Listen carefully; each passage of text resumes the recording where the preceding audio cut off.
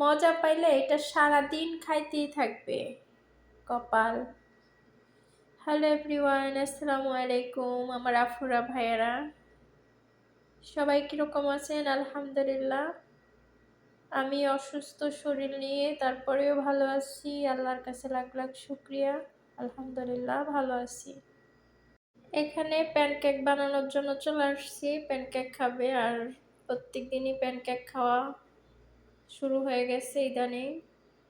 তো এখানে আমি হচ্ছে ৩ কাপ পরিমাণ হচ্ছে ময়দা নিয়েছি। তো দুধের পরিমাণ একটু বেশি দেই, কারণ হচ্ছে দুধটা একটু বেশি দিলে হচ্ছে আ ভালো লাগে। তো সেক্ষেত্রে হচ্ছে আমি ২ টেবিল পরিমাণ মানে বড় ২ টেবিল পরিমাণ হচ্ছে আ ইটস দিয়েছি। তারপরে হচ্ছে ১/২ কাপ চিনি দিয়েছি। ১ কাপ পরিমাণ হচ্ছে গুঁড়ো দুধ দিয়েছি। তো তারপরে হচ্ছে ২ টা ডিম দিয়েছি, ১/২ কাপ হচ্ছে অয়েল এড করেছি, স্বাদমতো লবণ দিয়েছি। তো এখানে হচ্ছে অ্যা মানে হালকা কুসুম গরম পানি দিয়ে হচ্ছে আমি বাটারটা তৈরি করে নেব। এখানে হচ্ছে চাইলে অনেকে আরো লিকুইড যে দুধ আছে সেটা একটু হালকা কুসুম গরম করেও হচ্ছে বাটারটা ধরে নেওয়া যায়। তো আমি আর দেই নাই। সেক্ষেত্রে গুঁড়া দুধের পরিমাণটা আমি একটু বাড়িয়ে দিয়েছি। কারণ গুঁড়া দুধের পরিমাণটা যেহেতু বাড়িয়ে দিয়েছি, তা আমার এই ক্ষেত্রে হচ্ছে আলাদা আর কোনো দুধ এড করতে হবে না। তো সেদিক থেকে হচ্ছে আমি নরমাল যে হালকা পানি, কুসুম গরম পানিটা আছে আমি ওইটা দিয়ে হচ্ছে বাটারটা ধরে নেব। তো দেখতেই পাচ্ছেন মাশাআল্লাহ আমি বাটারটা ধরে রেখে দেব রেস্টে। তো এদিকে হচ্ছে যদি হচ্ছে একটু চিনির পরিমাণটা হালকা দেওয়া যায় তাহলে এটা খেতে আরো একটু ভালো লাগে, একটু মিষ্টি, মিষ্টি লাগে। কিন্তু যদি কেউ হচ্ছে পরবর্তী মিষ্টি এড করে নিতে পারে, কেউ আছে মিঠাই নেয়, কেউ আছে এমনিই খায়। তো সেক্ষেত্রে হচ্ছে আরবিরা বিশেষ করে হচ্ছে ওরা ঘি দিয়ে আর হচ্ছে মিঠাই দিয়ে মিক্স করে এটা খায়। তো সেদিক থেকে হচ্ছে মিঠাই না মানে মিষ্টিটা না দিলেও চলে। তারপরেও আমি দিয়েছি কারণ এটা তখন খেতে অন্যরকম একটু স্বাদ লাগে, ভালো লাগে। তো যাই হোক সব মিলিয়ে হচ্ছে আমি বাটারটা বানাচ্ছি। আর ঈদের পরে থেকে অসুস্থ ভালো লাগতেছে না। কোনরকম কোনো ভিডিও বানাচ্ছি না। ভিডিও বানাইতে ভালো লাগে না। ক্যামেরা ধরতে ভালো লাগে না। কি করব? কিছুই করার নাই। ফোনের ভিতরে যা, যা ছিল একদম সবকিছু শেষ করে দিয়েছি। কিছুই নাই। নতুন আরো একটা ফোন নিয়ে আসছি। সেটা একটু ঠিক করব। অসুস্থতার জন্য হচ্ছে আমি সেই ফোনটাও হচ্ছে ঠিক করতে পারতেছি না। ইনশাআল্লাহ দেখি আল্লাহ তাআলা আমাকে সুস্থ করে দিবেন। তখন আমি সবকিছু ঠিক করে নেব ইনশাআল্লাহ। আমার ভালো লাগে না। আমার খুব ইচ্ছে করে যে আমি চলে যাই। আমার এখানে আর কাজ করতে ইচ্ছে করে না। এতটা অসুখ নিয়ে হচ্ছে কাজ করা খুব টাফ হয়ে যায়। কিছুই করার নাই। তো এই যে বাটার আমার কমপ্লিট হয়ে গেছে দেখতেই পাচ্ছেন তার ঘনত্ব কতটুকু।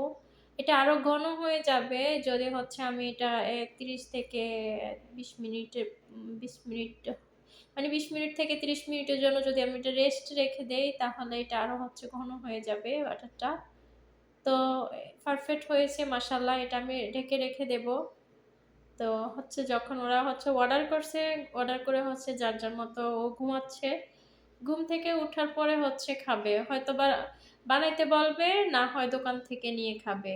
যেহেতু অর্ডার করছে বানাইতে হবে। তো এইভাবে হচ্ছে বাটারটা কমপ্লিট করে হচ্ছে আমি রেস্টে বাহিরে মানে নরমাল টেম্পারেচার হচ্ছে রেখে দেব ৩০ মিনিটের জন্য। তারপর সেখান থেকে হচ্ছে আমি এটা হচ্ছে নরমাল ফ্রিজে রেখে দেব। যখন ইচ্ছে করবে তখন হচ্ছে বানিয়ে দেব। তো এদিকে হচ্ছে আমি গরম, গরম ভাত রান্না করে নিয়েছি। আমার মুখে রুচি নাই। আমার মুখে রুচি নাই তাই আমি গরম ভাত রান্না করেছি। একটা মরিচ নিয়েছি, বোম্বাই মরিচ। আর এখানে হচ্ছে কিছুটা আ গরুর মাংসের আচার নিয়েছি, গরম করে নিয়েছি। এখন এটা দিয়ে হচ্ছে ভাতগুলা খাবো দেখি খাইতে পারি কিনা। একটা লেবুও নিয়েছি মাশাআল্লাহ। তো গোস্তগুলো হচ্ছে একটু শক্তই থাকে। ভাজা, ভাজা হয় যেহেতু এটা গরুর মাংসের আচার করে রাখছি। তো সেই ক্ষেত্রে হচ্ছে গোস্তটা একটু শক্ত থাকলে ভালো লাগে। আর এটা হচ্ছে বেশি ভাজা হয়ে গেলে এটা অটোমেটিকই শক্ত থাকে। এই আরকি। তো গরুর মাংসের আচারের আমার সবথেকে বেশি ভালো লাগে যে রসুনটা আর হচ্ছে যে আলাদা কিছু মসলা থাকে, ওই মসলাগুলো আর হচ্ছে আম রসুনগুলো আমার কাছে অনেক বেশি ভাল লাগে। তো এই আরকি খাচ্ছি, খাইতেছি, দেখি আল্লাহ মাবুদে আমার মুখের রুচি কতটুকু রাখছে, কতটুকু হয় দেখি খাইতে পারি কিনা। খাইতে পারলে তো আলহামদুলিল্লাহ। ভাত নিয়েছি একদম ইচ্ছামতো। ২ থেকে ৩-৪ দিন হইছে আমি একদম ঠিকমতো খাবারই খাইতে পারতেছি না। বিছানা থেকে উঠতে পারি না। যা উঠি ওষুধ খাইয়া হচ্ছে আমি ওদের কাজ করি, ওই ওষুধ আবার কিছুক্ষণ পরে ফালাই দিতে হয়। মাথা ঘুরানোর জন্য আমি পেটে রাখতে পারি না কোনো কিছুই। তো কি করার আছে? কিছুই করার নাই। আর ঠাডা-ভাঙ্গা রোদ পড়তেছে বাহিরে। ঠাডা-ভাঙ্গা রোদ পড়তেছে বাহিরে। এই রোদের ভিতরে উপরের থেকে কাজ কইরা নিচে আইসা নিজের রান্না করতে গেলে আরো খুব ক্লান্ত লাগে। কেউ যদি আমারে রান্না কইরা পাশে বসে ১ প্লেট ভাত খাওয়াইতো, বলতো যে, "তোর কাজ করতে হবে না। তোরে রান্না করে দিচ্ছি, তুই খেয়ে নে।" মনে হয় আমি অনেক বেশি খুশি হইতাম। দোয়াও করতাম। কিন্তু কিছুই করার নাই। ভাগ্যে আছে যা তাই হবে আলহামদুলিল্লাহ। তারপরে আল্লাহর কাছে লাখ, লাখ শুকরিয়া।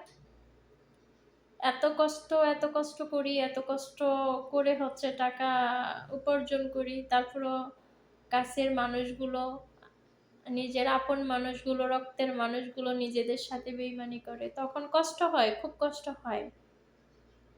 এত পরিশ্রম, এত কষ্ট কইরা যাদের পাশে দাঁড়াই, যাদেরকে হেল্প করি, কিন্তু তারাই ঘুইরা দাঁড়াইয়া বলে যে কিছুই করি নাই তাদের জন্য। খুব কষ্ট হয় তখন। এমন একটা ঈদ গেছে, নিজের রক্তের মানুষগুলো ফোন দিয়ে জিজ্ঞেস করে নাই, "তুই কি খাইছস? তোর ঘরে কি আছে? বাজার কি আনছে মালিকে?" কারণ মালিক ছোট বউয়ের কাছে চলে গেছে। ঘরে একদম কিচ্ছু নাই।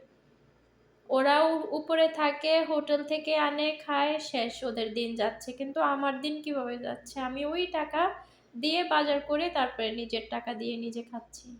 চলতে চলতে হচ্ছে, চলতে হবে আমাকে।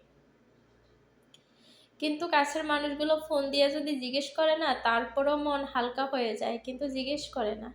সবাই সবার মতো করে ঈদ উদযাপন করতেছে, সবাই সবার মতো করে আনন্দ করতেছে। কেউ জিজ্ঞেস করার মতো, তল্লাশি নেওয়ার মতো কোনো খবর নাই, কোনো মানুষ পাওয়া যায় না। যাই হোক, আল্লাহ তাআলা যদি আমার ভাগ্যে কখনো সুখ লিখে থাকে তাহলে ইনশাআল্লাহ হবে। আর যদি না লিখে থাকে, তাও আল্লাহর কাছে আমি লাখ, লাখ শুকরিয়া আদায় করি। যে কারণ কষ্ট দেয় আল্লাহ ভালোবাসে কারণে আল্লাহ তাআলা কষ্ট দেয়। একটা মানুষকে আল্লাহ তখনই কষ্ট দেয় যখন ভালোবাসেন, অতিরিক্ত ভালোবাসেন। কারণ কষ্ট তো সবাই নিতে পারে না। তো যাকে আল্লাহ বেশি ভালোবাসেন, পছন্দ করেন, যে কষ্ট ধৈর্য ধরতে পারে তাকেই আল্লাহ কষ্ট দেয়। আলহামদুলিল্লাহ, আলহামদুলিল্লাহ। তো যাই হোক, এই তো দেখতে, দেখতে আমার খাবার প্রায় শেষ। আমি খাচ্ছি আর পুরা ভাতগুলো খাইতে পারবো না। কারণ আমার আর মন চাচ্ছে না।